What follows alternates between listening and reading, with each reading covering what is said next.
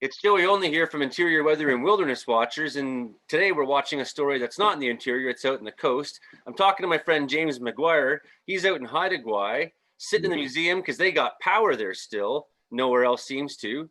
And he's got this great footage we're going to share. Oh, look at that. That's awesome. So just tell me, what have you been seeing this morning?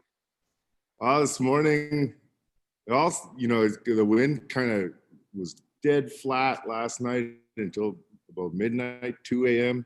Started to kick up pretty good, and then power started to flick on and off from about 4 a.m. to 7 a.m. And then it's been off in Skidegate since then. But yeah, we're in the museum and we got power in here.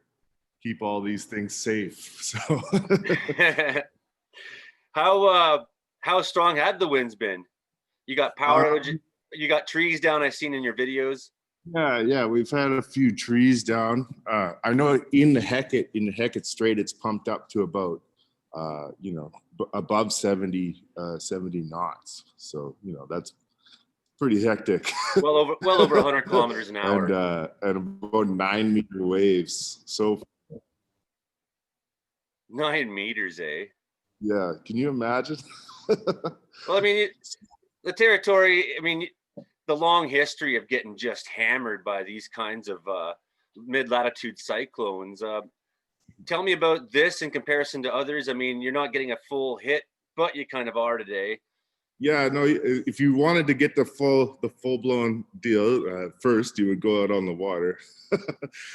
But second, you drive up the coast a little bit towards Masset. I'm here in Skidegate, and yeah, it's pounding. It's throwing trees down. There was at least like 6-7 trees down. I drove up this morning a little bit, and it's just. But that's kind of par of the course for Haida Gwaii winters. We get a combination. It's actually in our stories. There's a village and a supernatural kind of village and a chieftain of it called of the northwest wind. And then there's one of the southeast wind, and they're constantly kind of fighting each other. So, so it's basically what we get is the northwest, where you get the high pressure, beautiful blue skies and cold weather, or you get the southeast, and like today it's about 8 degrees. And I know that being in the interior, that's kind of hard to relate to in January, but that's what we get here is about 8 degrees and southeast wind and howling and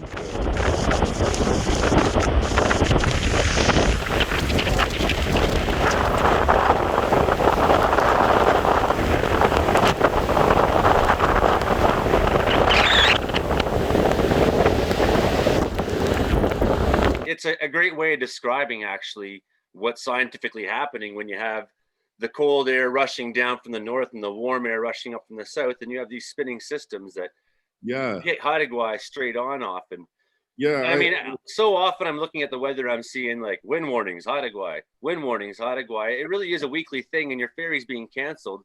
Yeah. So I mean, you learn to live with this, eh?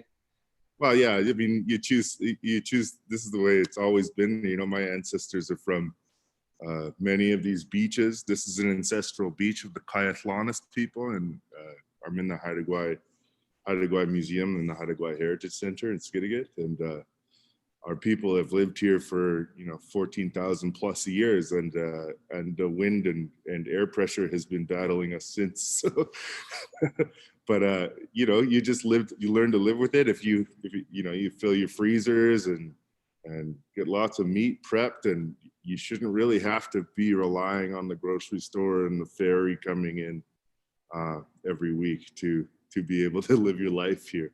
Internet is intermittent during these times, but a lot of us have mobile internet hubs that have battery backups, and a lot of us have little power systems. This museum that I'm in now has a whole solar power grid over top of it, and it's always got backup power and feeds back into the grid. So there's all sorts of fun little things to do for survival here. This storm, before it got to you, actually several days ago had a central pressure of 921 millibars. Yeah. You're bracing, you're hitting you're meeting, although in a weakened state, I think what's happened is it spun so much, it's pulled warm air all the way around it. It's not really, it lost power once it passed the Aleutians quite a bit.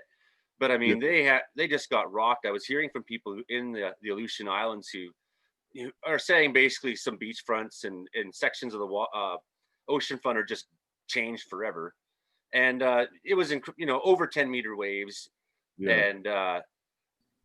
ridiculous winds, and that pressure, although it's a different kind of storm, that only one Atlantic hurricane this year was lower than that. And we know there was a lot of Atlantic hurricanes. And to boot, this is record breaking Pacific storm. I mean, this is, and you look north to the polar air mass, it's not there. Yeah, wow. Yeah, I was watching that last week. I'm a mariner. I try to keep as a mariner in the summer months where things are more predictable and happy. I'm not out there. There's still a lot of boats out there right now, keeping goods moving in through territories and bringing stuff from Asia or to Asia. And if you just go look at your, an AIS or marine traffic website, you could really see that there's tons of actual marine traffic still out there in those 9-meter waves. They're puking. It's wild. Puking their guts out. I was watching that. I read an article about it being one of the lowest pressures ever recorded in the north here in the North Pacific. Record breaking it was, yeah. And I was saying here last week, I said, we're gonna have a typhoon coming here pretty quick, so batten down, and yeah, people are prepared. But I mean, it's some bravery to be on the ocean. It's, I've always been nicknamed the Bobcat, right? And I do my own thing. I'm a Joey only. And I like being at the top of the mountain looking down. It's just where I feel safe. And, there's weird shit in that ocean. So, hey, thanks so much for talking to us today. This is really, really awesome. And for the footage, we'll make a second video of all that footage too, and string it up so people can kind of hear it as well. Because I think seeing the images overlapped at points behind us here doesn't really give the impression of just how amazing the storm was. So James McGuire, he's got a punk band called Jason Camp and the Posers, one of the best punk band that's ever come out of Haida Gwaii. And I really hope when COVID's over and we can have art swells again, you can come back and see my now very sober mountain lodge, and we'd love to show you all the cool things that have changed here. Friday, by the way, I'm just cresting on a year myself, so right on, man. Been a good battle throughout this pandemic to kind of stay within your head and sort things out yourself. So yeah, I'm proud of you. Well, I've been telling friends when they slip, don't reset the clock. I mean, I haven't slipped.